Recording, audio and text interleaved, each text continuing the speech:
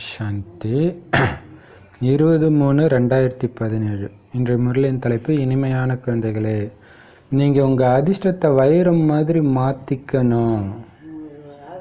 முயற்சி செஞ்சு பாபாட்ட இருந்து சொர்க்கத்தின் முழு சொத்தை அடையணும். அது என்ன முழு சொத்து? நாராயணன் பதவி. பிரஜையே அப்படிலாம் ஆகக்கூடாது. நாராயண் முழு சொத்து அதுதான். ஆரம்பத்துலேருந்து முழு 5000 வருஷமும் இருக்கணும். நீங்கள் நாராயணோட பிறவி எடுக்கணும். அந்த மாதிரி உங்கள் அதிர்ஷ்டத்தை வைரம் மாதிரி மாற்றிக்கிறதுக்காக முயற்சி செஞ்சுக்கிட்டே இருங்க. சேமிக்கிற யுகம் இழந்துடக்கூடாது. மைண்டுக்குள்ளே அது ஓடிட்டே இருக்கணும். சதா சேமிப்பாகிட்டே இருக்குதா? இந்த 4 விஷயம் மட்டும் பண்ணிகிட்டே இருந்தால் சேமிப்பாகிட்டே இருக்கும். பாபாவை நினைவு செய்யணும், அல்லது பாபாவோட பேசிகிட்டு இருக்கணும், அல்லது ஞானத்தை சிந்தனை பண்ணிகிட்டு இருக்கணும், அல்லது பாபாவோட இணைந்து ஞான சக்தி ஸ்வரூபமாகி சக்திகளை கொடுத்துட்ருக்கணும். ஸோ இந்த 4ல் மட்டும் இருந்தால் தான் சேமிப்பாகும். இதை தவிர எது பண்ணாலும் இழந்துட்டு தான் இருக்கும். கேள்வி: எந்த ரகசியம் புத்தியில் யுக்தியோடு பதிஞ்சிச்சுன்னா அளவற்ற குஷி இருக்கும்? ஒரு ரகசியம் மட்டும் பதிஞ்சிச்சுன்னா குஷினா குஷி. நாடகம் நாடகம் நாடகம். இந்த நாடகத்தில் ஒவ்வொரு நடிகரும் அழிவற்ற நடிப்பை நடிச்சிட்டு இருக்கிறாங்க. அதை அவங்க நடிச்சு தான் ஆகணும். உங்களுக்கு பிடிக்கலன்றதுக்காக நடிக்கிறத நிறுத்தலாம் மாட்டாங்க. ஏன்னா அவங்களுக்கு கொடுத்த நடிப்பு அது. யாருடைய நடிப்பும் அழியவும் செய்யாது, மறையவும் செய்யாது, தொடர்ந்து வெளிப்பட்டுக்கிட்டே தான் இருக்கும். ஏற்கனவே உருவாக்கப்பட்ட நடந்து கொண்டிருக்கிற இந்த நாடகத்தில் ஒரு துளி கூட மாற்றம் ஏற்படாது அப்படின்னு தெரிந்த பிறகு ஏன் டென்ஷன் ஆகுறீங்க? நடந்தே தீரும் எல்லாமே. ஆனால் உங்களுக்கு அதில் நன்மை இருக்குது, அது மட்டும் உங்களுக்கு ஞாபகம் இருக்கணும். ஏன்னா பாபா கூட இருக்கார், உங்களை விட்டுற மாட்டார். ஒரு துளி கூட வித்தியாசமாகவும் நடக்காது, அதே மாதிரி தான் நடக்கும். கல்பம் முடிந்து போனால் மீண்டும் அதே நடிப்பு ஒவ்வொரு நொடியும் திரும்ப திரும்ப நடக்கும். இது மிகவும் ஆழமான ரகசியம். இதை மட்டும் யுக்தியோடு நீங்கள் புத்தியில் பதிச்சிட்டீங்க, குஷி இருந்துக்கிட்டே இருக்கும். எல்லாம் நாடகத்தில் நிச்சயிக்கப்பட்டிருக்குது, எல்லாம் ட்ராமா. அப்படி இல்லைன்னா தான் இது புத்தியில் பதியில் மறந்துடுறோன்னா தான் என்ன ஆயிடுறோம்? குழப்பமாயிடும். நான் நினச்ச மாதிரி தான் நடக்கணும், அதையும் இப்படி நினச்சி இப்படி போயிருந்தா அப்படி இருக்கலாமே, அது எப்படி இப்படி போயிருக்க முடியும்? நாடகத்தில் இப்படி தானே போய் ஆகணும், இப்படி போகாது. அப்போ தான் குழப்பம். நாடகத்தில் கரெக்டாக தான் நடக்கும் எல்லாமே. குழந்தைகளே, குழம்பாதீங்க. பாபா மேலே நிச்சயம் வச்சு முழு சொத்தையும் அடையிறதுக்கு முயற்சி செய்யுங்க. நாடகத்தில் பதிவாயிருக்கிற அனைத்தும் எனக்காகவே நடக்குது, என் நன்மைக்காகவே நடக்குது.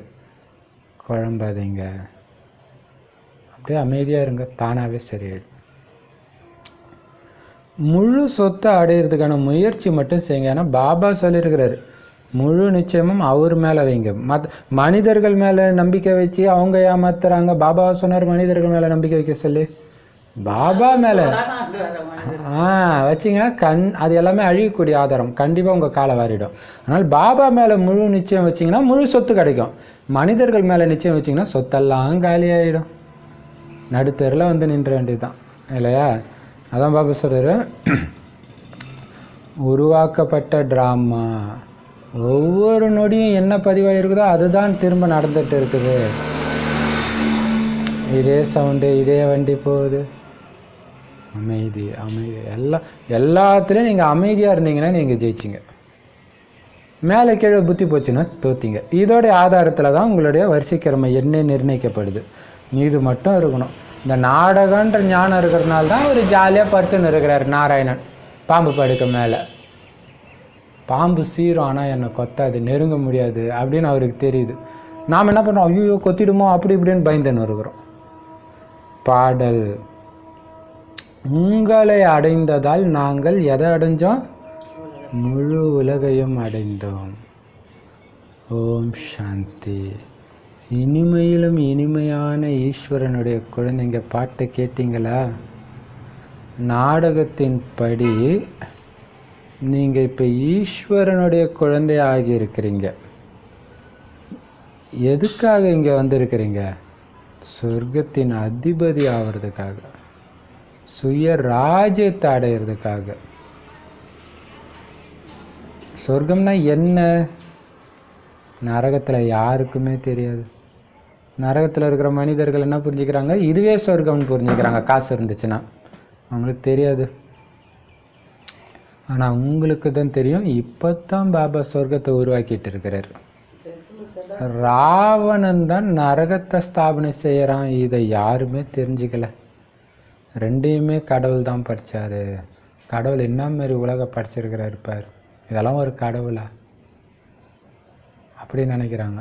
கடவுள் படைக்கும்போது இது இப்படி இல்லை. இதை படித்தது யார்? ராவணன் தெரியல. நாம் பாபா கிட்டேருந்து சொர்க்கத்தின் ராஜ்ய பதவியை அடைஞ்சிட்டு இருக்கிறோம்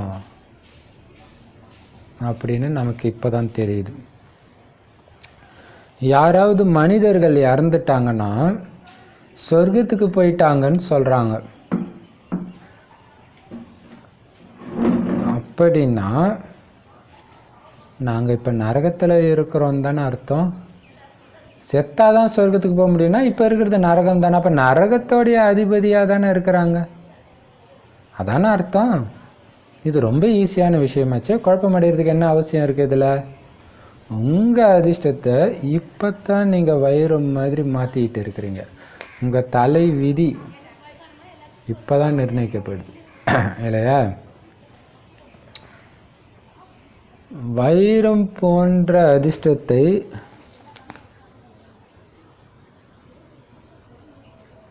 அப்போ இப்போ நம்மளுடைய சங்கமயுக முயற்சி தான் உங்கள் தலைவிதியை நிர்ணயிக்குது. அது மட்டும் இல்லை, இப்போ இருக்கிற உலகத்துடைய தலைவிதியுமே நீங்கள் தான் இப்போ நிர்ணயிக்கிறீங்க. உங்களுடைய எண்ணத்துக்கு ஏற்ற மாதிரி தான் அங்கே மாறும் எல்லாமே. இப்போ வைரம் மாதிரி அதிர்ஷ்டத்தை பாபாவை தவிர வேற யாரும் உங்களுக்கு உருவாக்கி கொடுக்க முடியாது. அமைதியாக இருந்து சொல்கிறார். அந்த வழியில் தான் நீங்கள் மாறுறீங்க. எவ்வளோ பெரிய விஷயம். இந்த ஞானம் தான் உங்களை மாற்றுது. ஆனால் இந்த ஞானத்தை வேற யார் கொடுக்க முடியும்?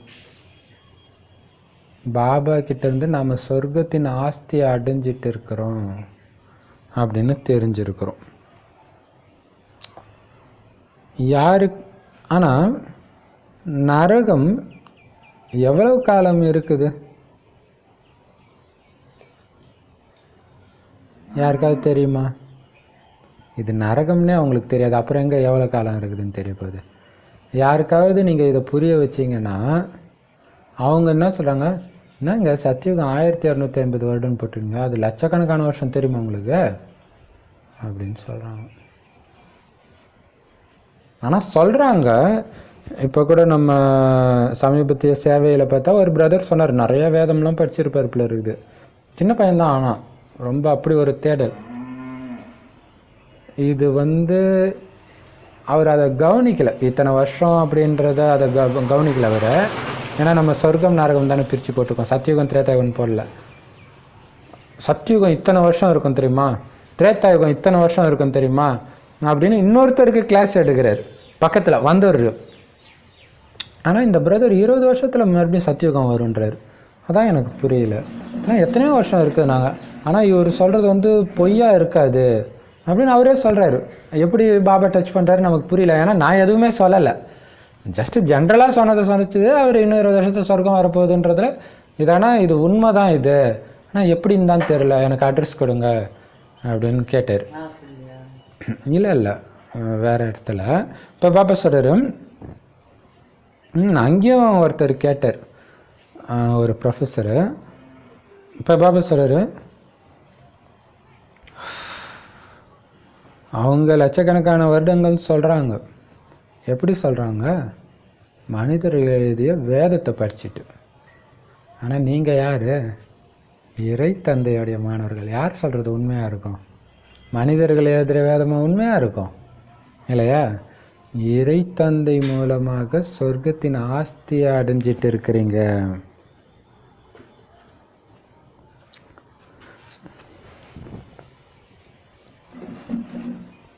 சிவபாபாவை ஏன் மறந்துட்டீங்க? இது பாபாவுக்கே புரியல. புயல் நிறைய வரும் தான். உழைப்பே இல்லாமல் நீங்கள் சொர்க்கத்துக்கு அதிபதி ஆகிடுவீங்களா என்ன? யாராவது இறந்துட்டாங்கன்னா சொர்க்கவாசி ஆகிட்டாங்கன்றாங்க, பிறகு ஏங்க அழுவுறீங்க? ஜோராக கை தட்ட வேண்டியதானே. அடடா சொர்க்கத்துக்கு போய், சொர்க்கன்றது எவ்வளோ, ஒருத்தன் ஃபஸ்ட் ரேங்க் எடுத்து அழவா செய்வீங்க? கை தானே தட்டணும். அவர் ஃபஸ்ட் கிளாஸ் உலகத்துக்கு போயிருக்காருன்னா ஏன் அழுவுறீங்க? மகிழ்ச்சியோட கொண்டாடுங்க. சொர்க்கத்துக்கு போகிறது இவ்வளோ ஈஸின்னா, எல்லாரையும் துப்பாக்கி வச்சு சுட்டுட்டாலே எல்லாம் சொர்க்கத்துக்கு போயிடுவாங்களே. அவங்க எதுக்கு இங்கே துக்கத்தில் இருக்க வேண்டிய அவசியம் ஏன் இருக்கணும்?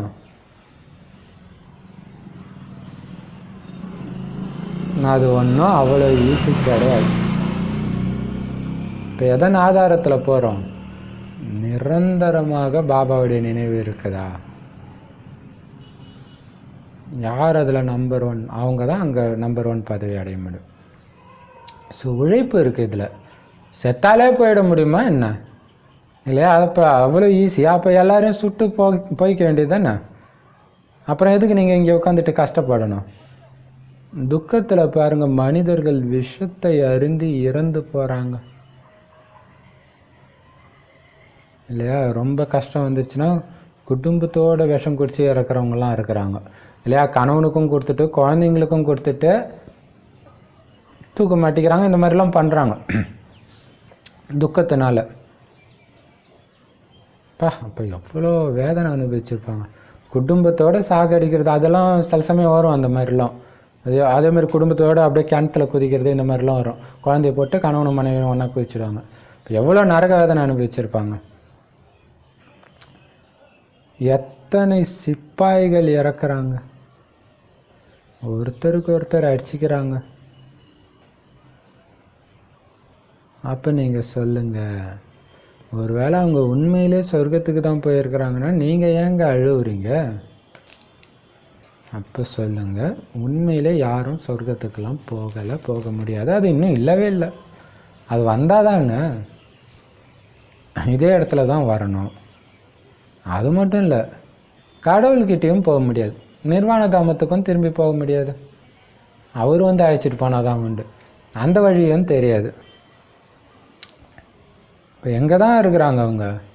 இந்த பாழும் நரகத்தில் மீண்டும் ஒரு பிறவி எடுக்கிறாங்களேன்னு அழுவுங்க. அதான் கரெக்டு. இப்போவே இவ்வளோ துக்கம், இதை சமாளிக்க முடியாமல் சரீரத்தை விட்டு மீண்டும் இங்கேயே போகிறதுனா அந்த ஆத்மா எவ்வளோ துக்கத்தை அனுபவிக்கும். ஆனால் அனுபவிச்சு தான் ஆகணும், வேறு வழியும் கிடையாது, தப்பிக்க வாய்ப்பே கிடையாது. எவ்வளோ பெரிய விஷயம். இப்போ தான் நீங்கள் சொர்க்கத்துக்கு போகிறதுக்கான வழியை பாபாட்ட இருந்து தெரிஞ்சுக்கிறீங்க. பாபா தான் நமக்கு சொல்லி புரிய வைக்கிறார். சரி, சொர்க்கத்துக்கு போகிற வழியை பாபா சொல்கிறாரு. சொர்க்கத்துக்கு எப்போ போக முடியுன்றாரு? எப்போ சொர்க்கத்தை படைப்பவர் வந்து சொர்க்கத்தை படைக்கிறாரோ அப்போ தான் நீங்கள் சொர்க்கத்துக்கு போக முடியும். படைக்காமலே நீங்கள் போயிட முடியுமா? இல்லையா?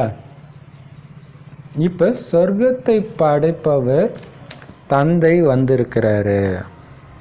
இது கூட குழந்தைகளாகிய நீங்கள் தான் தெரிஞ்சிருக்கிறீங்க.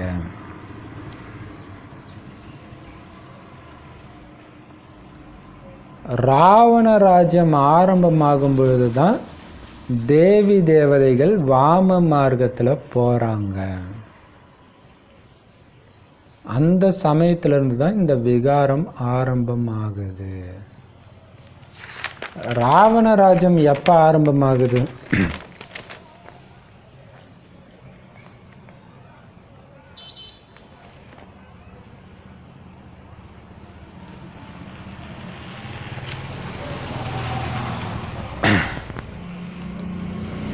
அதுக்கான நாள் நிச்சயிக்கப்படலை.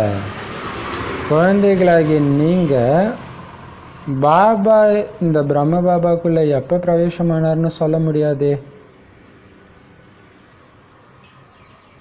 சொல்ல முடியாது தானே? அதே மாதிரி தான் ராவண ராஜ்யம் எப்போ ஆரம்பமாகுதுன்னு சொல்ல முடியாது.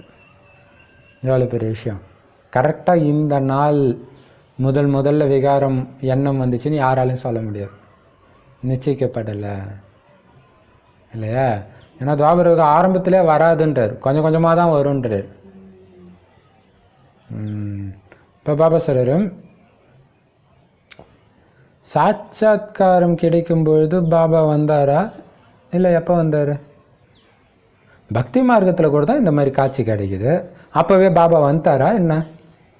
எப்படி சூப்பரா சொல்றாரு பாருங்க. இப்போ காட்சி காட்சி அன்னைக்கு சிவன் உள்ளே வந்தாருன்னு சொல்ல முடியாது. எப்படி பாபா சொல்கிறாரு பாருங்க. பக்தியிலே தானே கிடைக்குது காட்சி. பாபா எப்போ வந்தாருன்னு தெரியலை. கிருஷ்ணர் வரக்கூடிய நாளை காமிக்கிறாங்க. மற்றபடி சிவபாபா வரக்கூடிய நேரம்னு எதுவுமே தெரியல. பாபா இல்லை, பக்தியிலே சிவன் இந்த டைம் பிறந்தாருன்னு எங்கேயாவது இருக்குதா? சிவன் பிறந்ததாவே இல்லை முதல்ல.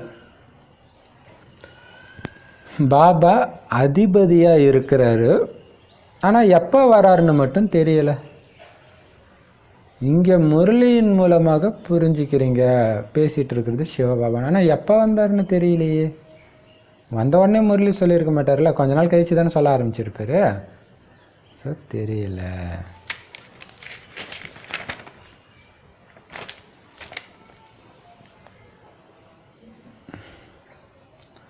இப்போ பாபா சொல்கிறாரு,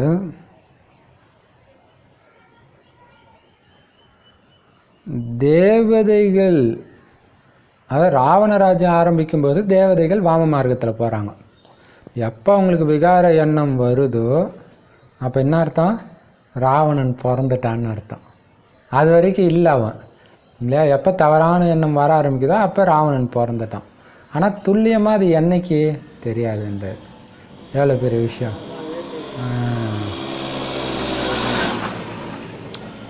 எப்படி பிரம்ம பாபாக்குள்ளே சிவபாபா வந்தது யாராலையும் சொல்ல முடியாதோ அதே மாதிரி தான் இதுவும். இப்போ முரளியின் மூலமாக தான் எல்லா ரகசியத்தையும் புரிஞ்சுக்கிறீங்க. நான் காலனுக்கெல்லாம் காலனாக இருக்கிறேன், எல்லோரையும் திரும்ப அழைச்சிட்டு போகிறேன், ஒருத்தரை கூட விடுறதில்ல. யமன் பாசக்கயிறை போட்டு எல்லாரையும்லாம் அழைச்சிட்டு போகிறதில்ல. ஆனால் இங்கே பாபா வந்து என்ன பண்ணுறாரு? ஒருத்தரை விடாமல் அழைச்சிட்டு போகிறாரு. சத்தியுகத்தில் ரொம்ப கம்மியானவங்க தான் இருப்பாங்க. ஆனால் கலியுகத்தில் பாருங்கள் எவ்வளோ மனிதர்கள் இருக்கிறாங்க. எல்லா ஆத்மாக்களுமே திரும்பி போகணும். ஆனால் எங்கே போகணும், எப்படி போகணும்னு யாருக்குமே தெரியாதனால உங்களை எல்லாரையும் அழைச்சிட்டு போகிறதுக்கு கண்டிப்பாக வழிகாட்டி வேண்டும். அதுக்கு தான் பாபா வராரு இல்லையா, நமக்கு வழிகாட்டி அழைச்சிட்டு போகிறதுக்காக. ஏன்? எல்லாம் போனால் தான் இங்கே மக்கள் தொகை கம்மியாகும். அப்போ தான் ஒரே ராஜ்யம், ஒரே பாபா ஞானத்தை கேட்டவங்க மட்டுமே இருக்க முடியும். ஸோ உங்களை அழைச்சிட்டு போகிறதுக்காக வழிகாட்டியாக பாபா வர்றார். ஆன்மீக வழிகாட்டியாக உங்களை அழைச்சிட்டு போக வந்திருக்கிறேன். ஆன்மீக வழிகாட்டினா என்ன? ஆத்மாவுக்கு வழிகாட்டுறார் இல்லையா. ஆத்மா போக வேண்டிய இடம் இது. ஸோ ஆன்மீக வழிகாட்டினா இதுதான் உண்மையிலே. ஆன்மீக யாத்திரைனா இதுதான் உண்மையிலே. புது உலகத்துக்கு போகிறதுக்காகத்தான் உங்களை இப்போ படிக்க வச்சுட்டு இருக்கிறேன். புது உலகத்துக்காக இல்லையா. இங்கே எவ்வளோ பெரிய புயல் அடித்தாலும் ஆடாமல் அசையாமல் உன்னால் இருக்க முடியுமா? நீ தான் அந்த நாராயணன். அதுதான் வித்தியாசமே. எப்படிப்பட்ட புயலும் கொஞ்சம் கூட ஆடாமல் அசையாமல் இருந்தீங்கன்னா நீங்கள் நாராயணன். மனசில் கூட வெளியில் கத்தாமல் இருக்கிறது அது வேற. மனசுக்குள்ளேயே நிறைய பேர் உள்ளே புழுங்கி புழுங்கி சாகுறாங்கல்ல, அதுவுமே இல்லாமல் அதே பேரானந்த நிலை உங்களால் மெயின்டைன் பண்ண முடிஞ்சதுன்னா நான் படித்த சொர்க்கத்தில் ஆளக்கூடிய தகுதி உனக்கு தான் குழந்தைன்னு கொடுக்குறாரு. அந்த புது உலகத்துக்காக தான் இந்த ஞானம். நரகம்னா என்ன, சொர்க்கம்னா என்ன, நரகம் எவ்வளோ காலம், சொர்க்கம் எவ்வளோ காலம், நரகம் எப்போ ஆரம்பமாகுது, எந்த ஒரு சாது சன்னியாசிக்கும் இந்த விஷயம் தெரியாது. சொர்க்கம் எப்போ இருந்துச்சு அதுவும் தெரியாது. இப்போ பாபா சொல்கிற படைப்பவராகிய நானும் ஒருவர் தான், என்னுடைய படைப்பான இந்த சிருஷ்டியும் ஒன்று தான். இங்கே கொஞ்சம் மனிதர்கள், மேலே வேற ஒரு உலகத்தில் ஒரு மனிதர்கள், அப்படியெல்லாம் கிடையாது. எல்லாமே இங்கே தான் நடக்குது. ஆனால் சாஸ்திரங்கள் என்ன பண்ணிட்டாங்க, மேலே கீழே, மேலே ஒரு உலகம் இருக்குது, 7 உலகம் இருக்குது, மேலே சொர்க்கம் இருக்கு, கீழே நரகம், இப்படியெல்லாம் கதையை உருவாக்கிட்டாங்க வேத சாஸ்திரங்கள். பல சிருஷ்டி இருக்கிற மாதிரி வேற காட்டிட்டாங்க.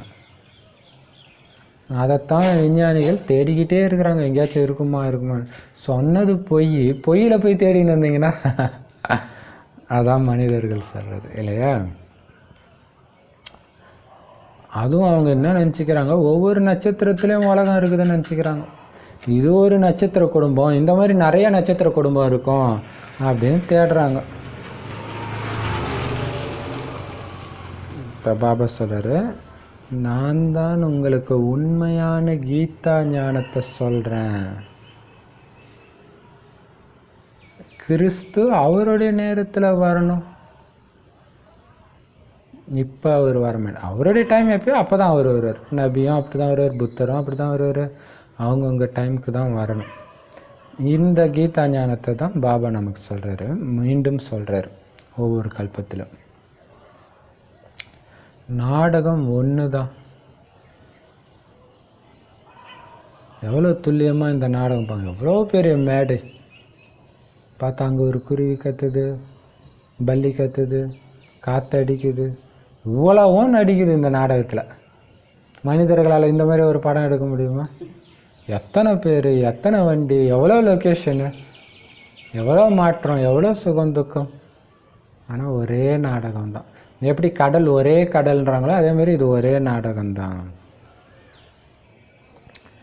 சத்தியுகத்தில் இந்த தேவதைகளுடைய ராஜ்யம் மட்டும்தான் இருக்கும், வேற எந்த தர்மமும் இருக்காது. எவ்வளோ சுகமாக இருந்திருக்கும். வெறும் சுகத்தை கொடுக்கக்கூடியவர்கள் மட்டுமே இருக்கிற பூமியில் நாம் பிறந்தா எவ்வளோ நல்லா இருக்கும். ஸோ அந்த மாதிரி ஆஸ்தியை பாபா கிட்டேருந்து அடையிறதுக்கு தான் நாம் வந்திருக்கிறோம். அவரை என்னன்னு கூப்பிடுறோம்? பத்தித்த பாவனா. இங்கே அழுக்காக இருக்குது, தூய்மையாக்குன்னு தான் அவரை கூப்பிடுறீங்க. அப்போ அவர் எப்போ வருவார்? எப்போ வருவார்? பதித்தமாக இருக்கும்போது வருவார். அவர் வந்த உடனே என்ன ஆகிடும்? தூய்மை ஆகிடும். அப்போ அழுக்கு உலகத்துக்கும் தூய்மை உலகத்துக்கும் இடைப்பட்ட சங்கமயுகத்தில் தான் பாபா வர்றார். அவர் வரும்போது அது அப்படி மாறுறதுனால சங்கமயுகம் ஆயிடுது. இப்போ உங்களுக்கு தெரியும், லட்சியம் தெரியும். நாம் ஏன் இங்கே வந்திருக்கிறோம்? என்ன அடையிறதுக்கு வந்திருக்கிறோம்? என்ன அடைய வந்திருக்கிறோம்? லக்ஷ்மி நாராயணன் பதவி அடையிறதுக்காக, சத்தியுக லக்ஷ்மி நாராயணன் ஆகிறதுக்காக அடைய வந்திருக்கோம். நாங்கள்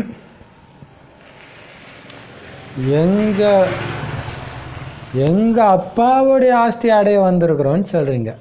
எங்கள் அப்பா சொத்துப்பா, எங்கள் பிறப்புரிமைப்பா, அதுக்காக நாங்கள் வந்திருக்கிறோம். நாங்கள் ராஜயோகத்தை கற்றுக்கிட்டு இருக்கிறோம். ஏன்னா இந்த ராஜயோகத்தின் மூலமாக தான் கல்பமாக இந்த சொத்தை நாங்கள் அடையிறோம். அது மட்டும் இல்லாமல் அரை கல்பம் முடிஞ்சு இழக்கவும் செய்கிறோம். இப்போ இழந்த டைம் முடிஞ்சிடுச்சு. இப்போ இழக்கிறதுக்கு எதுவும் கிடையாது, உங்ககிட்ட எல்லா சக்தியும் போயிடுச்சு. இப்போ மீண்டும் அடையணும், பெறணும். அதுக்கு முயற்சி செய்யுங்க. எந்த அளவுக்கு உயர்ந்ததா ஆஸ்தி எடுக்க முடியுமோ அந்த அளவுக்கு உயர்ந்ததாக எடுக்க முயற்சி செய்யுங்க. அதுக்கு நீங்கள் என்ன பண்ணணும்? ஃபுல் ஞானமும் எடுக்கணும். ஆனால் மாயை ஏதோ ஒரு விதத்தில் முரளியெல்லாம் கட் பண்ணி வச்சிடுதில்ல, ஏதோ ஒரு ரீசனில் முழு ஞானம் எடுங்க. எடுத்து மற்றவங்களுக்கும் கொடுங்க. இல்லைன்னா எப்படி வளர்ச்சி அடையும்? நீங்கள் மட்டுமே படித்து திருப்தியாக நம்ம சொல்லாங்களா? எப்பா நிறைய பேர் வீட்டில் சொல்லுவாங்க, எல்லாம் உன்னோட வச்சுக்கப்பா, வெளியிலலாம் யார்கிட்டையும் சொல்லாத. அப்படி வெளியில் சொல்லணும்னா எப்படி வளர்ச்சி அடையும்? இப்போ இயேசு கிறிஸ்து அவங்க விழுந்து உலகம் ஃபுல்லாக பரப்புனாங்க. அதுவே 2500 வருஷமாக பரப்பி தான் இவ்வளோ வந்துருக்குது. அவங்களுக்கு 2000 வருஷம் இருக்குது, நமக்கு அவ்வளோ டைம்லாம் இல்லையே. இப்போ நீங்கள் சொன்னால் தானே வளர்ச்சி அடையும். பாடல் பாருங்கள் எவ்வளோ நல்லா இருக்குது. உங்களை அடைந்ததா உலகையே அடைந்தோன்னு பாடுறீங்க. இதோடைய அர்த்தத்தை நீங்கள் மட்டும்தான் புரிஞ்சுக்கிறீங்க. எவ்வளவு இனிமையான பாட்டு. ஏன்னா பாபா கிட்ட இருந்து யாருமே பறிக்க முடியாத உலக ராஜ்யத்தை நாம் அடையிறோம். குழப்பமே வராது. இப்பெல்லாம் பதவி கிடைக்கிறதும் கஷ்டம், கிடைச்சாலும் நிலைக்கிறது கஷ்டம். நிலைச்சிட்டு இருக்கிற வரைக்கும் நிம்மதியாக ஆள்றது நடக்கவே முடியாத விஷயம். ஆனால் நம்ம பாருங்க, யாருமே பறிக்க முடியாத உலக ராஜ்யத்தை பாபா நமக்கு கொடுக்குறார். எந்த விதமான பிரச்சனையும் அங்கே இருக்காது. ஏன்னா இது பாபா நமக்கு கொடுக்குற அழிவற்ற சொத்து. ஏன்னா கொடுக்குறவரும் யாரு? அழிவற்ற தந்தை. இப்போ பாபா எதுக்கு வந்திருக்கிறாரு? எப்படி வந்திருக்கிறாரு? உலக நாடகத்தின்படி அனாதியாக நடக்கிற இந்த நாடகத்தில் அவருடைய பங்கு எப்போ வருதோ அப்போ வராரு. கரெக்டாக எதுக்கு வராரு? கீதையில் சொன்ன மாதிரி அதில் வரும், நான் சூரியனிடம் சொன்னேன், சந்திரனிடம் சொன்னேன்ட்டு. ஸோ மீண்டும் அதே மாதிரி சொல்கிறதுக்காக வந்திருக்காரு, கீதை சொல்கிறதுக்காக. ஏன்னா இந்த சங்கம யுகத்தில் தான் அவர் இந்த ராஜயோகத்தை கற்பித்தார். ஆனால் சாஸ்திரங்களில் இல்லாதது போலாததெல்லாம் சொல்லிட்டாங்க. ஆனால் யுக்தியோட புரிய வைக்கணும். இங்கே பாபா சொல்கிறார் இல்லாதது போலாதுன்னு, அங்கே போய் சொன்னீங்கன்னா என்ன ஆகிடும்? அதுவும் பெருமாள் கோயிலில் ஹரே ராமா ஹரே கிருஷ்ணா குரூப்பில் போய் சொல்லிடுவீங்களா கிருஷ்ணர் கடவுள் இல்லைன்ட்டு? யுக்தியோட புரிய வைக்கணும். அந்த இடத்துக்கு ஏற்ற மாதிரி யுக்தியோட புரிய வைக்கணும். ஒரு சிலர் ரெண்டுத்தையும் ஏற்றுக்குவாங்க, சிவன் பெருமாள் அவங்கக்கிட்ட சொல்லலாம். ஆனால் வெறித்தனமாக பெருமாள்னு இருக்கிறவங்ககிட்ட சொன்னீங்கன்னா மாட்டிக்கிங்க. அதனால் யுக்தியோட புரிய வைக்கணும். ஜோதியோட ஜோதியை ஐக்கியமாகிட்டாங்கன்னு சிலர் சொல்கிறாங்க. ஆனால் ஆத்மா தான் அழிவற்றதாச்சு, அது எப்படி போய் ஐக்கியமாகும்? அது அழிவே அழியாது, அது எப்படி ஐக்கியமாகும்? அது மட்டும் இல்லை, அதோடைய நடிப்பும் அழிவற்று நடிச்சே தீரணும். அதோடைய 5000 வருஷம் நடிப்பும் நடிச்சே தான் ஆகணும். அது போய் எங்கேயும் கலந்துட்டு உட்காந்துலாம் இருக்க முடியாது. ஏன்னா அதோடைய பார்ட் எப்பவுமே மறையாது, ஒருபோதும் அதை அழிக்கவும் முடியாது. எவ்வளோ பெரிய விஷயம் பதிவாக இருக்குது. அது அழியவே அழியாது, மறையவும் செய்யாது, இப்படியே தான் இருக்கும். ஏன்னா இந்த நாடகமே நிச்சயிக்கப்பட்ட நடந்து கொண்டிருக்கிற இந்த நாடகத்தில் எந்தவித மாற்றமும் ஏற்பட முடியாது. ஆனால் எவ்வளோ அதிசயமாக இருக்குது. இப்போ 5000 வருஷம் நாடகம் மாற்ற முடியாதுன்ற மாதிரி 5000 வருஷத்துடைய நம்மளுடைய நடிப்பும் மாற்ற முடியாது. இது எவ்வளோ பெரிய ஆச்சரியம். அப்போ மற்றவங்க நமக்கு துக்கம் கொடுத்தாலும் ஒவ்வொரு கல்பத்திலும் இந்த ஆத்மாவுடைய நடிப்பு இப்படி தான் இருக்குது அப்படின்னு அமைதியாகிடும், குஷி ஆகிடுவோம். அப்படின்னா அப்படி இல்லைன்னா தான் டென்ஷன் ஆகிடும். இவ்வளோ சின்ன ஆத்மாவில் எவ்வளோ அழிவற்ற பாகம் நிரம்பி இருக்குது. 5000 வருஷத்தை நடிப்பு, 84 பிறவி நடிப்பு எதில் பதிவாயிருக்கு? கண்ணுக்கே தெரியாத ஆத்மாவில். இது எவ்வளோ பெரிய ஆச்சு. கல்பம் முடிஞ்சதும் என்ன ஆகும்? மறுபடியும் அதே தான் நடக்கும். இப்போ கலியுகத்தில் இல்லாத ஆட்டம்லாம் ஆடி இருப்பாங்க, டக்குன்னு சத்தியுகம் வந்தோடனே நல்ல பிள்ளையாயிடுவாங்க. அவ்வளோ நல்ல பிள்ளையாக இருப்பாங்க. எவ்வளோ ஆச்சரியம் அது இல்லையா? ஸோ திரும்ப நடக்கும். ஒவ்வொரு நொடியும் நடந்தது மாதிரியே தான் திரும்ப கடந்து போகும், எந்த வித்தியாசமும் இருக்காது. அதனால் இந்த நாடகத்தை நீங்கள் முழுசாக யுக்தியோடு புரிஞ்சிக்கணும், ஆழமாக பதிய வைக்கணும். அப்போ தான் குஷி இருக்கும். ஆனால் அது மறந்துடுது, அதனால தான் டென்ஷன் எல்லாமே வருது. ஆனால் சிலர் இந்த விஷயத்தில் குழப்பம் அடைஞ்சிட்றாங்க. அதனால் பாபா சொல்கிறாரு, ஃபஸ்ட்டு நீங்கள் நான் சொல்கிற ஞானத்தை விட்டுருங்க, என் மேலே நிச்சயம் வைங்க முதல்ல, அப்புறம் தான் பாபா சொல்கிறது மேலே உங்களுக்கு நிச்சயம் வரும். என்ன நிச்சயம் வைக்கணும் பாபாட்ட? இவர் தான் அப்பா, இவர்கிட்டருந்து தான் எனக்கு ஆஸ்தி கிடைக்குதுன்னு நிச்சயம் வைங்க. கல்ப கல்பமாக சத்யுகம் சொர்க்கம்ன்ற ஆஸ்தி பாரதத்துக்கு தான் கிடைக்குது. 84 பிறவி எடுக்க வேண்டி இருக்குது. வர்ணங்களை பற்றி கூட நிச்சயம் புரிய வைக்கணும்.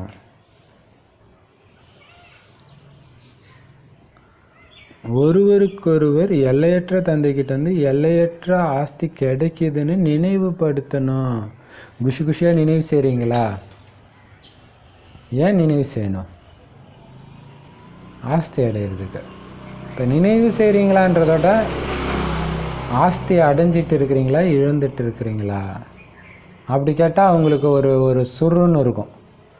நினைக்கலனால என்ன அர்த்தம்? இழந்துட்டுருக்கோம். ஸோ அதை ஞாபகப்படுத்துங்க. எல்லையற்ற ஆஸ்தி கிடைச்சிட்டு இருக்குதுன்னு ஞாபகப்படுத்துங்க ஒருத்தருக்கு ஒருத்தர். ஸோ புரிய வைக்கணும். வர்ணங்களை பற்றியும் நிச்சயம் புரிய வைக்கணும். முயற்சி பண்ணாதான் தேவதை ஆக முடியும், அந்த மேல் வர்ணத்துக்கு போக முடியும்.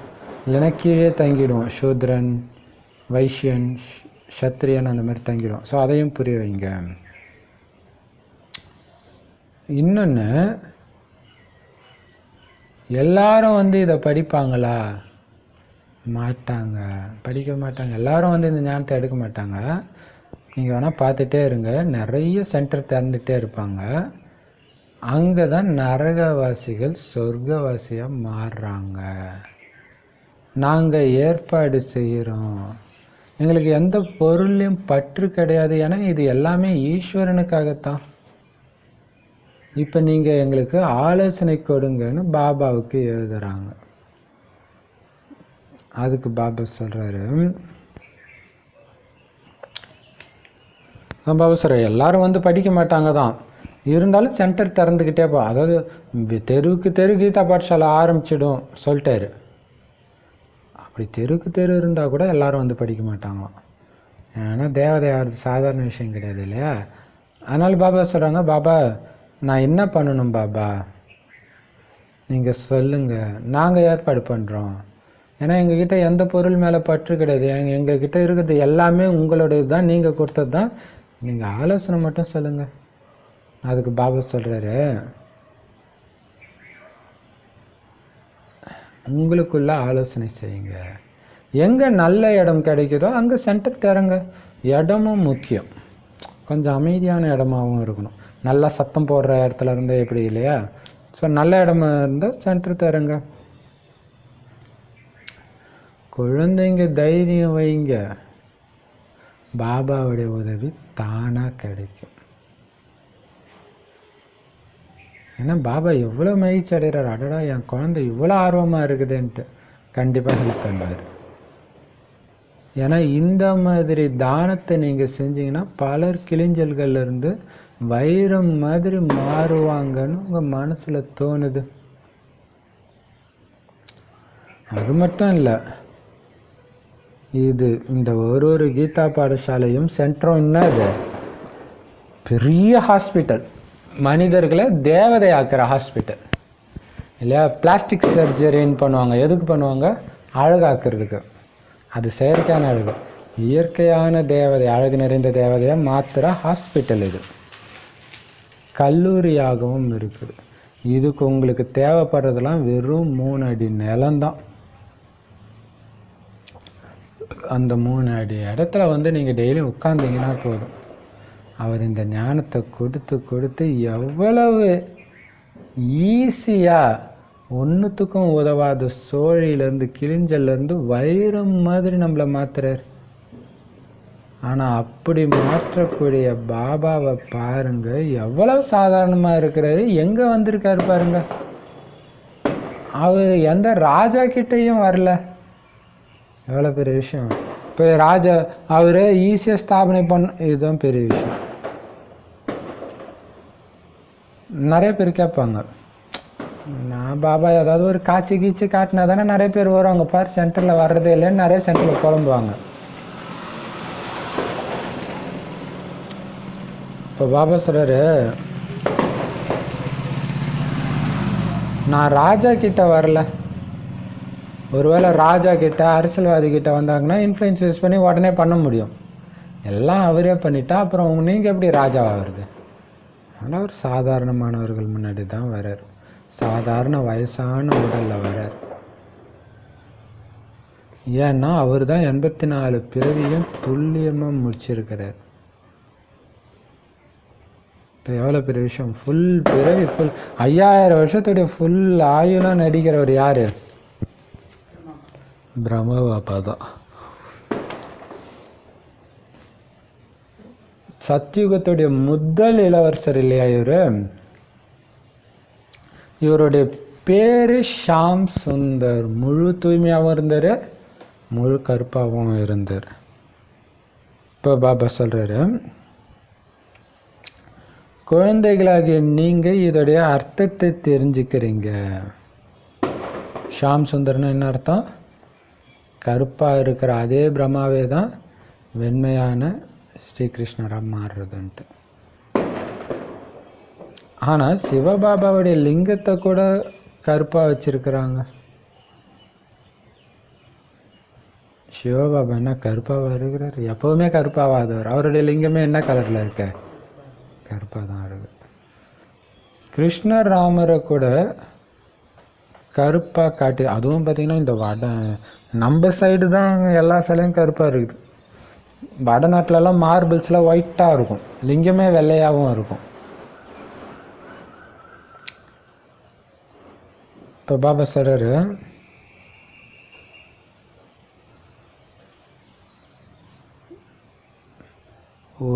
அதான் பாபா சொல்ற, ஒரு பக்கம் வெள்ளையாகவும் சிலையை உருவாக்குறாங்க மார்பிள்ஸ்ல, இன்னொரு பக்கம் கருப்பாகவும் உருவாக்குறாங்க.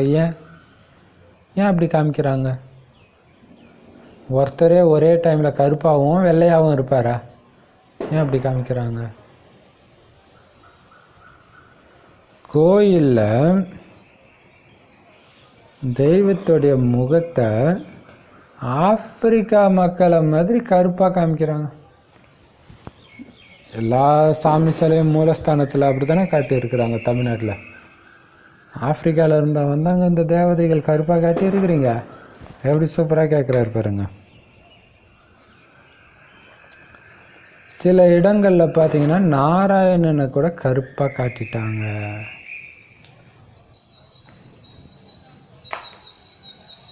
எங்கேயோ லக்ஷ்மியை கூட இப்படி காட்டி இருக்கிறாங்க. ஆனால் பெரும்பாலும் லக்ஷ்மியை கருப்பாக காட்ட மாட்டாங்க இல்லையா? ஆனால் ஏதோ ஒரு இடத்துல லக்ஷ்மியை கூட அப்படி காட்டியிருக்கிறாங்க. அது பெரும்பாலும் ஸ்ரீகிருஷ்ணர் புல்லாங்குழல் வாசிச்சுட்டு இருக்கிறத ஒரு வேளை கருப்பாக காட்டியிருந்தா பக்கத்தில் இருக்கிறவங்களையும் கருப்பாக தானே காட்டி ஆகணும். அப்படி காட்டியிருக்காங்க.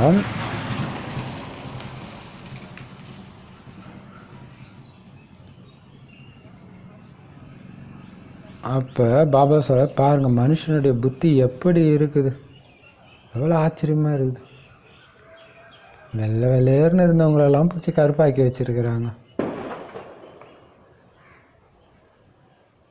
இப்போ பாபா தன்னை சந்திக்கிறதுக்கான சத்தியமான வழியை அவர் தான் கொடுக்குறார். அவரால் மட்டும்தான் கொடுக்க முடியும். என்கிட்ட நீங்கள் வர்றதுக்கு என்ன பண்ணணும்? ஏன்னா அவர் இந்த உலகத்தை சார்ந்தவர் கிடையாது.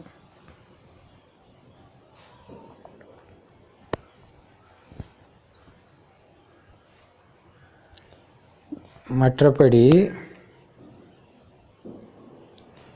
எவ்வளவு தியாகம் பண்ணுறாங்க, தவம் தானம் புண்ணியம்லாம் பண்ணுறாங்க, இலவசமாக அவங்க பணத்தை வீணாக்கிட்டு இருக்கிறாங்க. ஏதோ ஒரு பிரயோஜனமாக பண்ணால் பரவாயில்ல, சும்மா தெருவில் குப்பையில் கொட்டுற மாதிரி பண்ணிட்டு இருக்கிறாங்கன்றார் பக்தியில் பண்ணுறதெல்லாம்.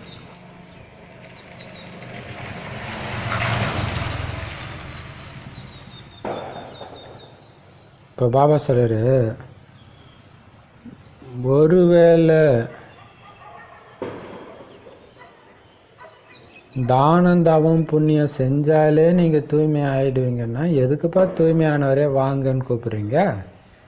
பதித்த பாவனான்னு கூப்பிட்றீங்கல்ல. கங்கையில் குளிச்சா அழுக்கு போச்சுன்னா என்ன எதுக்கு கூப்பிட போகிறீங்க? எதுக்காக நினைக்கிறாங்க?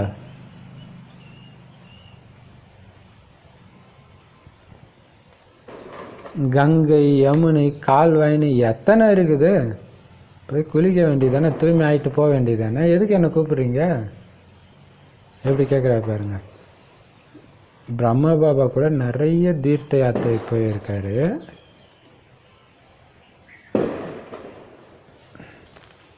போனாலும் இன்னும் எல்லாமே டைம் வேஸ்ட். ஆனால் நீங்கள் என்ன பண்ணுறீங்க, அழகாக உட்கார்ந்த இடத்துல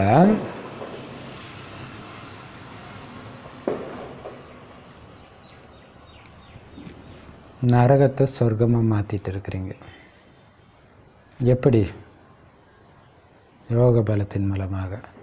உங்களை மாதிரி அன்பான அதிர்ஷ்டமான நட்சத்திரங்கள் யாராவது இருக்கிறாங்களா? பூமியில் ஜொலிச்சிட்டு இருக்கிற அதிர்ஷ்டமான நட்சத்திரங்கள். உட்கார்ந்த இடத்துல எல்லாத்தையும் அடைஞ்சிட்டிங்கப்பா. நீங்கள் சொர்க்கத்தை உருவாக்கிட்டு இருக்கிறீங்க. ஆனால் அவங்க எவ்வளோ கிரிவலம் அதெல்லாம் சுற்றுறவங்களாம் பைத்தியக்காரனாக்கிட்டீங்க அமைதியாக உட்காந்துக்கிட்டு இல்லையா? அப்போ நீங்கள் எவ்வளோ பெரிய அதிர்ஷ்டசாலிகள். மனிதர்கள் இறந்துட்டாங்கன்னா சொர்க்கத்துக்கு போயிட்டாங்கன்னு சொல்கிறாங்க. சொர்க்கம்னு எதுக்கு சொல்கிறோன்னு முதல்ல அவங்களுக்கு புரிய வைங்க. இப்போ உன் இஷ்டத்துக்கு செத்துட்டா சேலம் போயிட்டாங்கன்னு சொல்ல வேண்டியது தானே? சேலம் போகலன்னு தெரியுது இல்லை? ஏன்னா சேலம் எங்கே இருக்குன்னு உங்களுக்கு தெரியும். சொர்க்கம் எங்கே இருக்குன்னு தெரியுமா? எதுக்கு சொர்க்கம் போயிட்டாருன்றீங்க? உண்மையிலே சொர்க்கம்னா என்னன்னு அவங்களுக்கு புரிய வைங்க.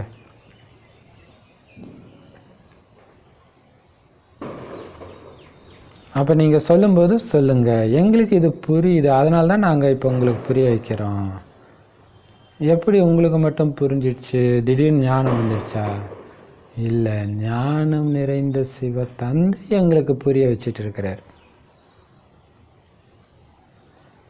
எந்த தந்தை சொர்க்கத்தை உருவாக்குறாரோ அவரே புரிய வைக்கிறார். அப்போ அவருக்கு தெரியும் தானே சொர்க்கம் எங்கே இருக்கு எப்போ இருக்குன்ட்டு. அந்த ஞானத்தை இறைவனே கொடுக்குற அந்த ஞானத்தை தான் உங்களுக்கு கொடுக்குறோமே தவிர எங்களுக்கு மனித குருக்கள் கிடையாது. எந்த மனுஷனையும் நாங்கள் ஏற்றுக்கல. எவ்வளோ பெரிய விஷயம். மனித குருக்கள் கிடையாது. இப்போ முஸ்லீம்கள் பார்த்தீங்கன்னா அல்லாவை தவிர யாருக்கும் தலை வணங்க மாட்டோம்னு சொல்கிறாங்க. ஆனால் அந்த ஞானத்தை கொடுத்ததே நபின்ற மனுஷன்தான், கடவுள் கொடுக்கல. அதுவும் மனித குருக்கள் ஆயிடுச்சு. ஆனால் நமக்கு மனித குருவெல்லாம் கிடையாதுன்னு புரிய வைங்க.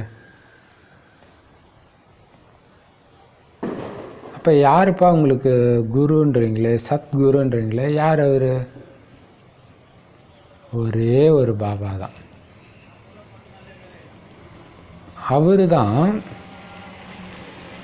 பத்தித்த பாவனர். அவரைத்தான்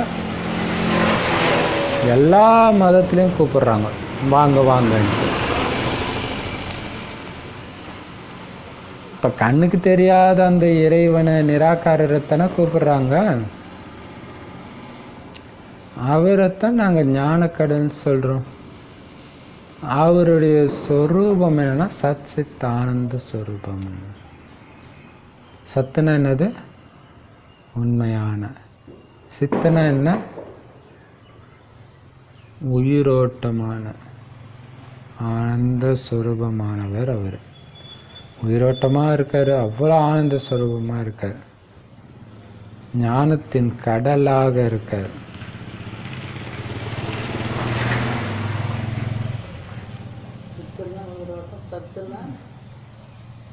உண்மை அல்லது அழிவற்ற சச்சித் ஆனந்தம். இப்போ பாபா சொல்றாரு, பாபா ஞானத்துடைய கடல். நம்ம கிட்ட ஞானமே இல்லை. ஏன்னா அவர்கிட்ட என்ன ஞானம் இருக்குதோ அது யாருக்கிட்டையுமே கிடையாது. அப்படிப்பட்டவர்கிட்ட வந்து டைரெக்டாக நாம் அடையிறோம்னா எவ்வளோ குஷி இருக்கணும். எந்த மதத்துலேயும் கிடையாது இது சொல்கிறது.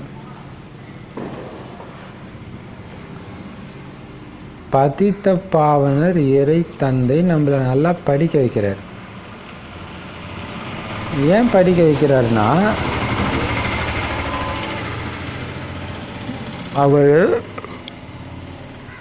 தந்தையா மட்டும் இல்லை, டீச்சராகவும் இருக்கிறார், சத்குருவாகவும் இருக்கிறார். இதில் நீங்கள் ஏமாந்து போகிறதுக்கு என்ன விஷயம் இருக்குது? ஞானத்தை கேட்குறீங்கல்ல, நர்த்தனம் இல்லை, டீச்சர் தானே, உங்களை நான் தான் கூப்பிட்டு போகிறேன் பாருங்க. இதில் ஏமாத்துகிற விஷயம் எதுவுமே கிடையாது.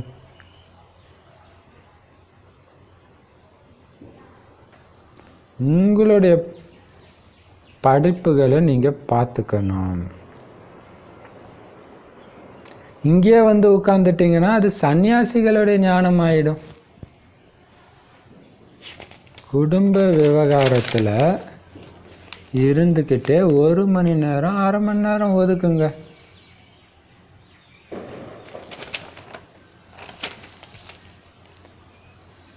முதல்ல 7 நாள் பட்டியில இருக்கணும். அந்த 7 நாள் எப்படி இருக்கணும் தெரியுமா? யாருடைய நினைவும் வரக்கூடாது. இப்போ மதுபனுக்கு போயின்னா ஒரு 5 நாளாவது அங்கே இருக்கிறாங்க குறைஞ்சது எல்லாருமே. அது ஆக்சுவலாக பக்திக்காக அது முழுக்க முழுக்க ஞானம் யோகா அப்படியே இருக்கணும். ஆனால் நிறைய பேர் முதல்ல போகிறவங்க வந்து சுற்றி பார்க்குறதுல ஆர்வம் காட்டுவாங்க.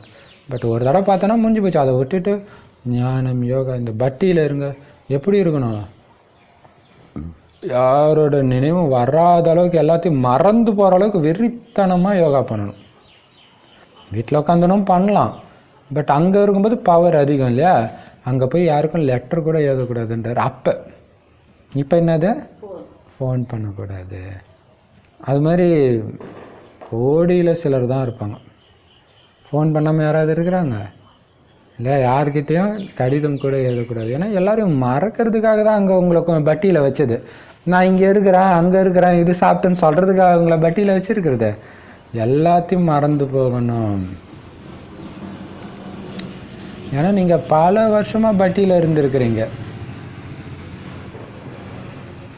அப்படி பல வருஷம் பட்டியில் இருந்தாலும் அதிர்ஷ்டம் என்ன பண்ணுறது?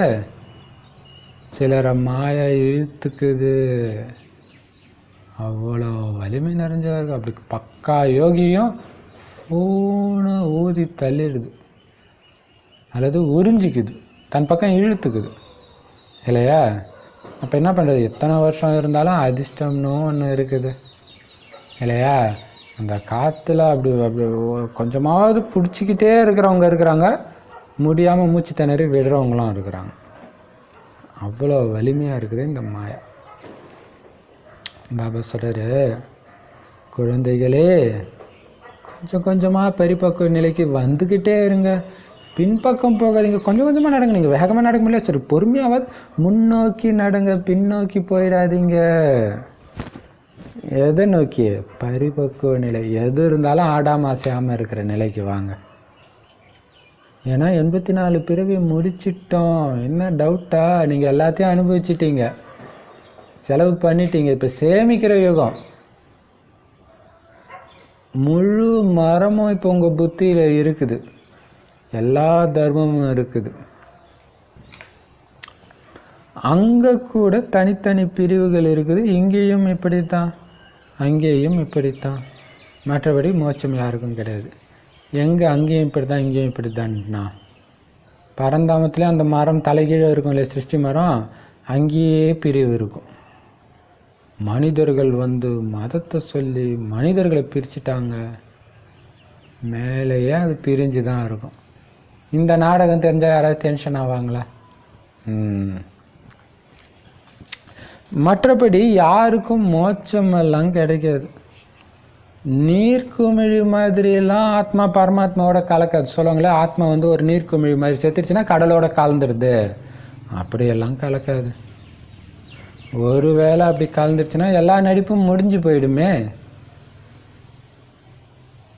எல்லாருமே ஜோதியோட ஜோதியாக கலக்கிறதுக்கு வாய்ப்பு இருந்துச்சுன்னா விளையாட்டே நடக்காது.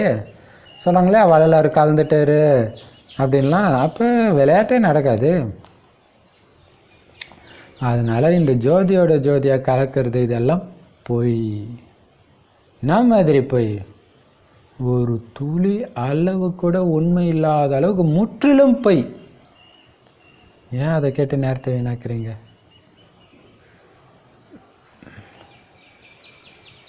பக்தியில் வாய் இனிக்குமா? உங்கள் வாயை யார் இனிப்பாக மாற்றுறாங்கன்னு உங்களுக்கு தெரியும்.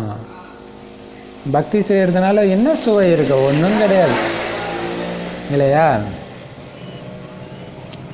பஜனை பண்ணால் அற்ப காலத்துக்கு காதுக்கு இனிமை இருக்கும், மற்றபடி அதை கேட்கறதுனால ஒன்றும் கிடையாது. இப்போ நம்ம வாயை இனிப்பாக ஞான ரத்தினங்கள் மட்டுமே வாயிலிருந்து வெளிப்படணும், அன்பு அமைதியான எண்ணங்கள் மட்டுமே வெளிப்படணுன்றதெல்லாம் பக்தி உங்களை அப்படி மாற்றலை. பாபா தான் மாத்துறாரு. எப்படி மாத்துறாரு? படிப்பின் மூலமா. அதனால இந்த படிப்பு மேல அவ்வளவு கவனம் கொடுக்கணும். தவறுதெல்லாம் மிஸ் பண்ணிடாதீங்க. பழைய உலகத்தை பார்த்து மயங்கிடக்கூடாது. மயங்க வச்சிடும். பழைய உலகம் மோசமான உலகம் இல்லையா? மயங்க வச்சிடும். தேக உணர்வுல வந்துடாதீங்க. தேக உணர்வுல வந்தா என்ன ஆயிடும்? எண்ணிதுன்ற உணர்வு வந்துடும். நான் எண்ணிதுன்ற அந்த உணர்வுல வராம உங்களுடைய மூட்டை முடிச்செல்லாம் தயார் செஞ்சு கட்டி மாற்றம் செஞ்சிடுங்க. இந்தா பாப்பா நீ வச்சுக்கோ, எனக்கு எதுவுமே கிடையாது, இப்படி மாற்றம் செஞ்சிடுங்க. ஏன்னா இப்போ இந்த பழைய உலகம் அழிய போகுது. எல்லாத்தையும் பாபா பேரில் காப்பீடு செஞ்சிடும். அது ஆக்சுவலாக உங்கள் பேரில் இன்சூரன்ஸ் உங்களுக்கு அப்போ வரணும். ஒரு பொருள் டேமேஜ் ஆகிடுச்சு, ஒரு கம்பெனி கட்டுறாங்கன்னா அதுக்கு இன்சூரன்ஸ் எடுப்பாங்க. நாளைக்கு தீ பிடிச்சிச்சின்னா காசு வரும். ஆனால் கொடுக்கறது கம்மியான இதுதான் இன்சூரன்ஸ் எடுப்பாங்க. ஆனால் திரும்ப வர்றது எவ்வளோ கிடைக்கும்? அந்த மாதிரி தான் இங்கே எல்லாத்தையும் இன்சூரன்ஸ் பண்ணுறீங்க. பக்தி மார்க்கத்திலேயே இன்சூரன்ஸ் பண்ணுறாங்க தானே. கோயிலில் எழுதி வைக்கிறாங்க, அனாதை குழந்தைங்களுக்கு எழுதி வைக்கிறாங்க. அப்போ அதுக்கான பலன் அல்ப காலத்துக்கு கிடைக்குது. அப்படின்னா என்ன அர்த்தம்? ஒரு பிறவிக்கு கிடைக்குது இல்லையா? ஈஸ்வரன் கொடுத்தாரு அப்படின்னு நினைக்கிறாங்க. ஆனால் இப்போ நீங்கள் பாபா கிட்ட கொடுத்தீங்கன்னா பாபா உங்களுக்கு திரும்பி கொடுக்குறார் பல கோடி மடங்கா. அவர் நேரடியாக உங்கள் எதிரில் இருக்கிறதுனால அவருக்கு நீங்கள் கொடுக்கறதுக்கு ரிட்டர்னு 21 பிறவிக்கு கிடைக்குது. எவ்வளோ பெரிய விஷயம்! இன்சூரன்ஸில் நீங்கள் கொஞ்சம் கொஞ்சமாக 20 வருஷம் 15 வருஷம் அந்த மாதிரி கட்டினீங்கன்னா கடைசியில் பல்காக அமௌண்ட்டு கிடைக்கும். இங்கே நீங்கள் ஒரே தடவை தான் கொடுக்குறீங்க. இந்த ஒரே பிறவி ரொம்ப ரொம்ப கம்மி. ஆனால் 21 பிறவி 2500 வருஷத்துக்கு கிடைக்குது. என்ன கிடைக்குது? முழு ராஜ்யமே கிடைக்குது. அப்போ உங்களுக்கு என்ன மைண்டில் ஓடணும்? நான் இப்போ காப்பீடு செஞ்சேன்னா முழு ராஜ்யம் கிடைக்குது. எவ்வளோ பெரிய விஷயம் இல்லையா?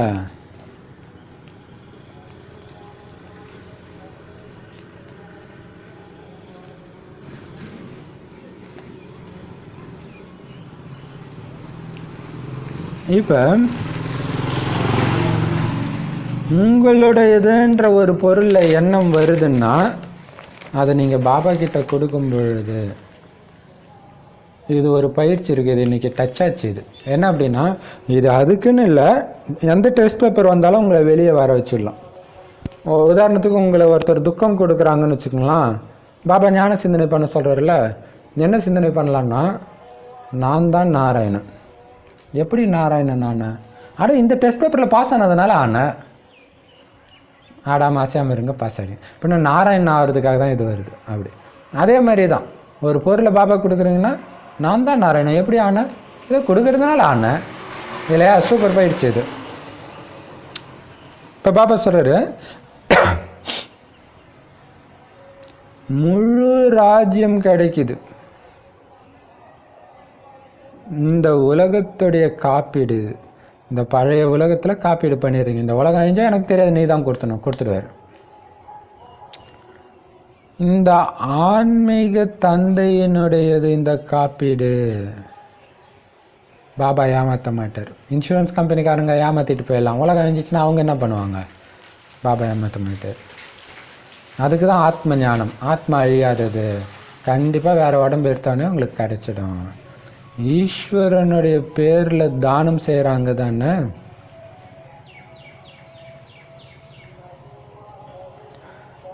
அப்போ பாருங்க, ஈஸ்வரன் திரும்ப கொடுக்கிறாரு. பக்தி மார்க்கத்திலையும் சிவபாபா வள்ளல் தான், ஞான மார்க்கத்திலையும் சிவபாபா வள்ளல் தான். அங்கேயும் சிவன் பேரில் அன்னதானம் பண்ணுறதுலேருந்து என்னென்னமோ பண்ணுறாங்க, கோயில் கட்டுறாங்க எல்லாம். அங்கேயும் பார்த்தீங்கன்னா என்ன ஆகுது? திருப்பி கொடுக்குறாரு. இப்போ பாருங்களா, இப்போ இந்த சங்கமயத்தில் சம்பாதிக்கிறதெல்லாம் எத்தனை பிறவிக்கு வரும்? 21 பிறவி தான் வரும். 21 பிறவி தான் வரும். அப்போ அரை கல்பம் தான் வரும். ஆனால் அதுக்கப்புறமும் பார்த்தீங்கன்னா விக்ரமாதித்தர் ராஜாவாக தான் இருக்கிறாரு. கடைசி பிறகு வரைக்கும் வைரமா. அப்போ என்ன, அது சிவன் பேருனால அவங்க தானம் பண்ணி பண்ணி அவங்க சேர்த்துக்கிறாங்க மீண்டும் மீண்டும், இல்லையா? இப்போ பாபா சொல்றாரு, பக்தி மார்க்கத்துல அவங்க கோயில் கட்டுறதுனால சிவன் பேருனால அவங்க செய்யறதுனால மீண்டும் மீண்டும் அவங்களுக்கு கரைச்சிக்கிட்டே இருக்குது. அதனால கடைசி வரைக்கும் அவர் வைரத்திலே மேம்பட்டு இருக்கிறார் பிரம்ம பாபா, இல்லையா? ஏன்னா இது எல்லையற்ற ராஜ்யத்தை அடையிறதுக்கான எல்லையற்ற படிப்பு. அதனால இந்த ராஜ்யத்தை நீங்க எவ்வளவு முடியுமோ அவ்வளவு எடுத்துக்கோங்க. எனக்கு நாராயணன் பதவி, அந்த நம்பர் 1 பதவி தான் வேணும்னு சொல்றீங்களா, எடுத்துக்கோங்க. முழுக்க முழுக்க அந்த சொரூபத்திலே நிலைச்சிடுங்க. இப்பயே நாராயணனாகவே வாழுங்க, ஆயிடுவீங்க கண்டிப்பா, இல்லையா? முயற்சி தான், எவ்வளவு முடியுமோ அவ்வளோ முயற்சி செஞ்சு எடுத்துக்கோங்க. நாராயணன் ஸ்வரூபத்திலேருந்து நான் நாராயணனுடைய ஆத்மா சிவபாபா நினைவு செஞ்சுட்டு இருக்கிறேன். நாராயணனும் கோபப்பட மாட்டாங்க, சிவபாபா நினைவில் இருக்கிறவங்களும் கோபப்பட மாட்டாங்க. ஸோ அப்படி எடுத்துக்கோங்க. உலகத்துடைய ராஜ்ய பதவி அடைய முடியும். ஏன்னா முயற்சிக்கு கண்டிப்பாக வெற்றி உண்டு. பாபா இது வந்து நிச்சயிக்கப்பட்ட விதி. முயற்சி செய்கிறவங்களுக்கு கண்டிப்பாக பலன் உண்டு. வெற்றி மாலையில இடம் பெறுவதற்கு முயற்சி செய்யுங்க. நம்மளுடைய லட்சியம் எங்க இருக்கணும்? வெற்றி மாலை, நவரத்ன மாலையில வரணும். அதுக்கு முயற்சி செய்யுங்க. அது முடியுமா? நிறைய குழப்பம் இருக்குதா? ஆலோசனை கொடுக்கறதுக்கு தான் இங்க சர்ஜன் உட்காந்துட்டு இருக்கிறாரு. அவர்கிட்ட கேளுங்க. 2500 வருஷம் வியாதியை போக்குறதுக்கு அவர்கிட்ட கேளுங்க. சும்மா சாதாரண ஒரு வியாதினாலே கேட்குறோம்ல டாக்டர் கிட்ட, இது சாப்பிடலாமா, நடக்கலாமா, வெயிட்டு தூக்கலாமா? அதுதான் இப்போ வந்த வியாதி. அதுக்கே இது 2500 வருஷம் வியாதி. சர்ஜன்கிட்ட கேளுங்க, பாபாட்ட கேளுங்க. பாபா சொல்றாரு, பல முறை நீங்க இந்த ராஜ்யத்தை அடைஞ்சிங்க, இழக்கவும் செஞ்சீங்க.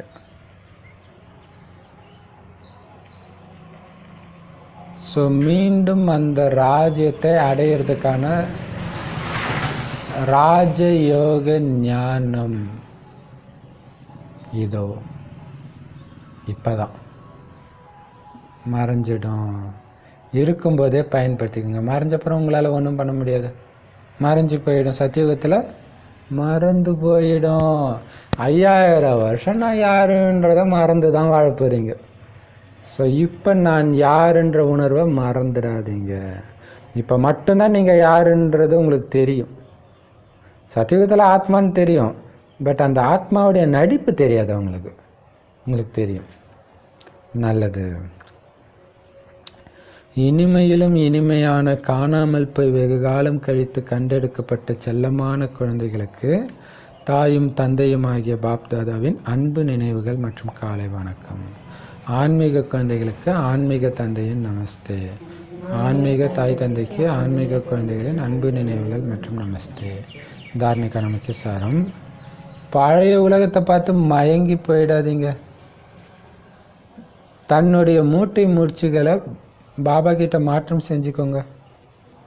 உங்களுடைய அனைத்தையும் காப்பீடு செய்யணும்.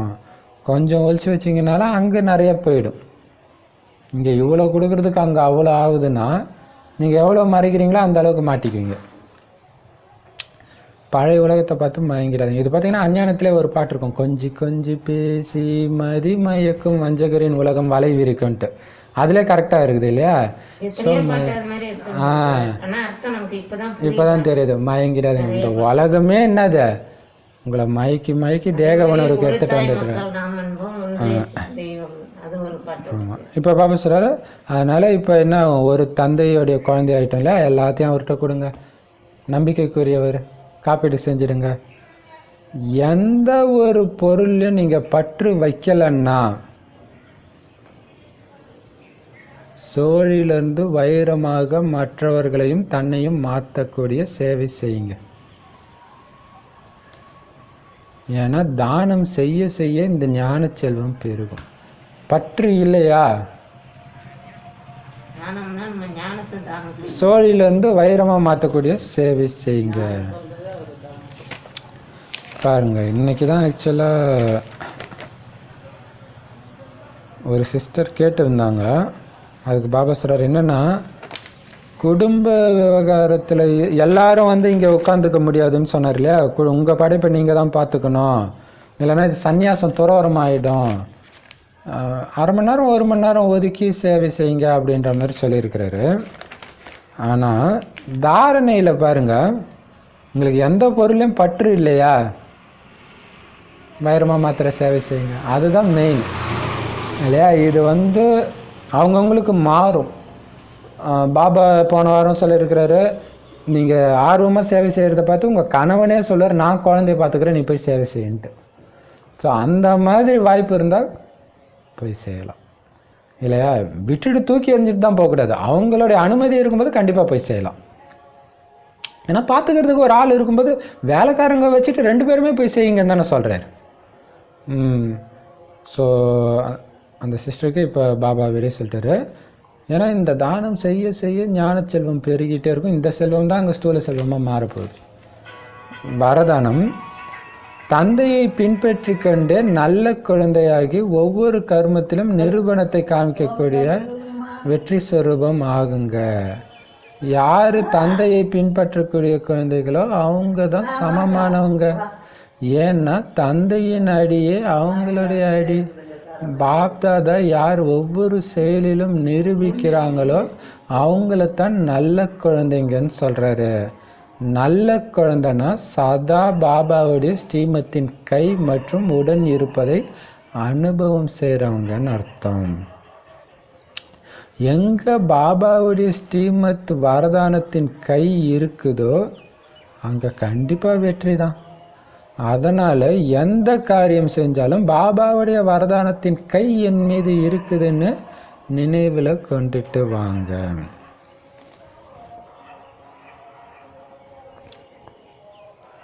ஸ்லோகன்: வைரம் போன்ற உயர்ந்த நிலையில நிலைச்சிருந்து செய்யப்பட்ட கர்மமே மதிப்புடைய கர்மமாகும். சரி, வரதானம்.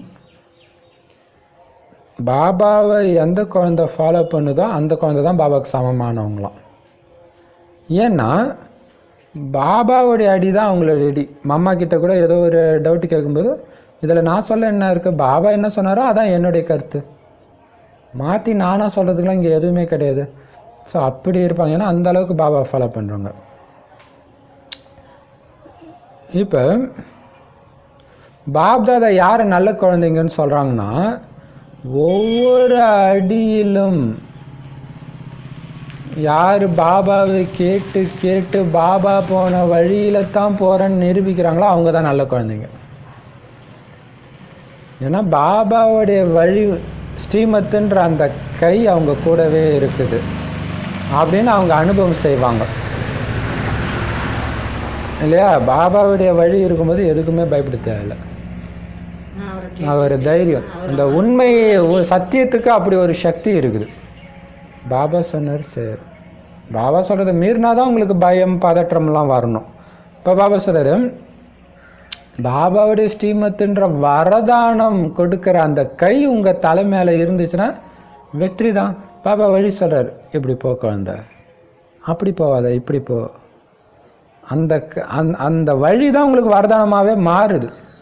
ஸோ அந்த கை ஸ்ரீமத்தை கொடுக்குற வரதானத்தை கொடுக்குற அந்த கை எப்பயுமே உங்கள் தலையில் இருக்கிறதா அனுபவம் பண்ணிகிட்டே இருந்தீங்கன்னா தொட்டதெல்லாம் வெற்றி தான். ஸோ எப்பயுமே ஒரு காரியம் செய்கிறதுக்கு முன்னாடி அப்படி எடுத்துகிட்டு வாங்க அப்படின்னு சொல்கிறாங்க. ஸ்லோகன்: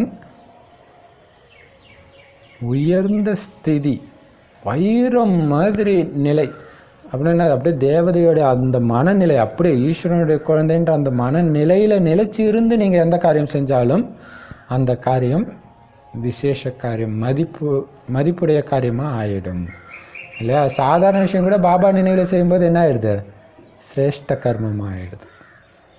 ஸோ பாபா நினைவில் இருக்கும்போது உங்களுடைய மனநிலையும் எப்படி இருக்கும், உயர்ந்த மனநிலையில் இருக்கும். அந்த நல்ல சுபபாவனையை அதை வச்சு பண்ணுறதா இருக்கும். சரி, ஓம் சாந்தி. பாபா என்னென்ன சொல்லியிருக்காரு இன்னைக்கு?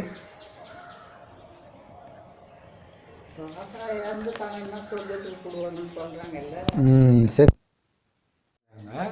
அப்படியெல்லாம் யாரும் போறது கிடையாது. அப்புறம் வேற என்ன சொன்னீங்க? முயற்சி பண்ணி முழு சொத்தை அடையணும் அப்படின்னு ஃபர்ஸ்ட் எடுத்துக்கணும்னு சொன்னாங்க. ஃபுல் ஆஸ்தி அடையணும் இல்லையா? இந்த நாடகம் முதலே நாடகம் நிச்சயிக்கப்பட்ட நாடகம் நீங்க நெருங்கியிருந்தா இந்த குஷி இருந்துட்டு நடக்கிறதெல்லாம் நன்மைக்கு நடந்தே தீரும். ஒவ்வொரு கல்பத்திலயும் இந்த குயில் கத்தும், எல்லாமே நடக்கும். அப்ப நமக்கு பிரச்சனை கொடுக்குற துக்கம் கொடுக்கறவங்களும் கொடுப்பாங்க. ஆனா இப்ப நீங்க எடுக்கலன்னா எப்பயும் எடுக்க மாட்டீங்க. துக்கத்தை எடுக்காம இருக்கிறதுக்கு வழி கொடுத்துருக்கிறாரு தானே. ஏன் கீழே இருக்கிறீங்க? மேல பறந்துருங்க. மேல வந்தா கொடுக்க போறாங்க. பரிஸ்தா உலகத்துல வந்து அவங்கள திட்ட போறாங்க. நீங்க மேல போய் சக்தி கொடுத்துட்டு இருங்க.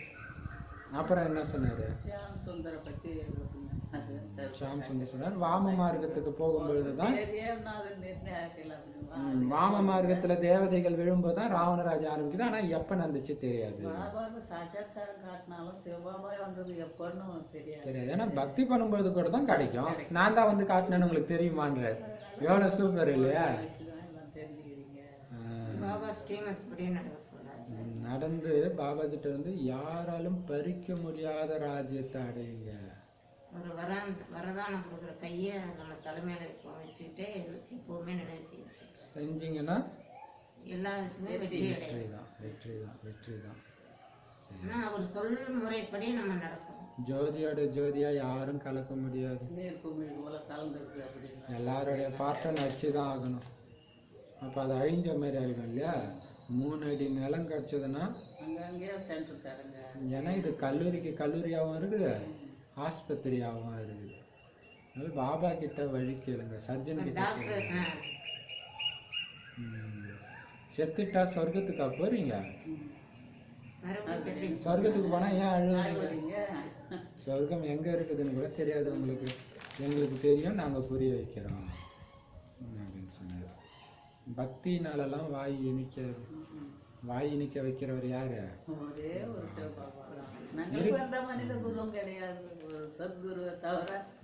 மனித குருக்கள் கிடையாது.